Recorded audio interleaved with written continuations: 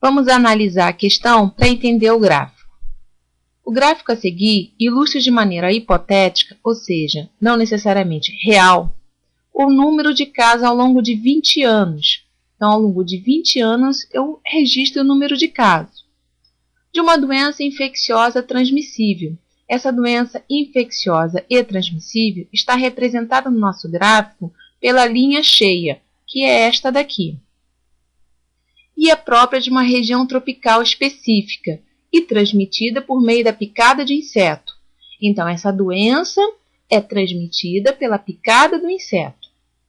A variação na densidade populacional do inseto transmissor na região considerada é ilustrada na linha pontilhada. Então, esta linha pontilhada significa a população do inseto ao longo de 20 anos. Durante o período apresentado, não foram registrados casos dessa doença em outras regiões, ou seja, só aconteceu naquele local. E uma doença que só acontece naquele local, naquela região, chamamos de uma doença endêmica. Então, é um caso típico de endemia.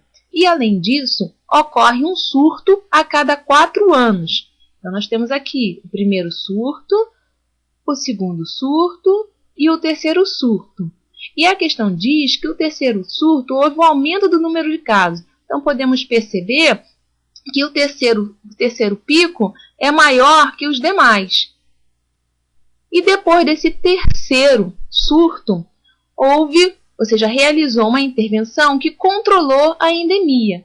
Então, a questão quer saber qual foi o tipo de intervenção que controlou a endemia. Podemos perceber aqui que a endemia foi controlada, ou seja, 4 anos seguintes não houve novo surto, nem depois, mais 4 anos também não houve outro surto.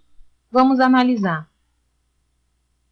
Na alternativa A, diz que a população se torna autoimune. Não vamos confundir autoimune com uma resposta natural de resistência a uma determinada doença. Não, doença autoimune significa que as células de defesa do corpo perdem o controle por alguma razão e acabam combatendo tecidos, células de parte desse organismo. Então, a doença autoimune não é transmitida, não é contagiosa, é própria da pessoa. Não é o caso da nossa questão, que é uma doença transmitida por inseto. Um exemplo de doença autoimune, lúpus. Alternativa B. Diz que houve a introdução de predadores do agente transmissor. Agente transmissor, na nossa questão, é um inseto. Se eu coloco um predador no ambiente, significa que eu quero diminuir a população de insetos. Não é isso que observamos no nosso gráfico. A população de inseto continua ao longo de 20 anos. Não há uma diminuição significativa. Alternativa C diz da instalação de proteção mecânica nas residências, como telas. Esse tipo de proteção constitui-se hoje uma ferramenta importante no controle de certas doenças transmitidas por inseto, proporcionando redução na transmissão e não o controle efetivo durante muitos anos. Mas a pessoa estará em parte protegida, pois a eficácia em impedir a passagem do inseto depende das condições da tela, do seu uso adequado, de sua manutenção e do tamanho do orifício para o tipo de inseto. Os orifícios pequenos, de fato, proporcionam uma proteção física bastante eficiente contra as picadas do inseto. Porém, impedem a ventilação, tornando-se desconfortável, principalmente em noites quentes. Vamos ver a próxima alternativa. Desenvolvimento de agentes químicos na erradicação do transmissor. Nosso agente transmissor, como já foi dito, é o nosso inseto. E o desenvolvimento de agente químico? Nada mais é que um inseticida. Caímos na mesma questão da B. Ou seja, não há diminuição da população de insetos, como mostra no gráfico. Na alternativa E, vemos que houve o desenvolvimento de vacina, que ainda não era disponível na época do primeiro surto. Então, depois do terceiro surto, houve o desenvolvimento de vacina.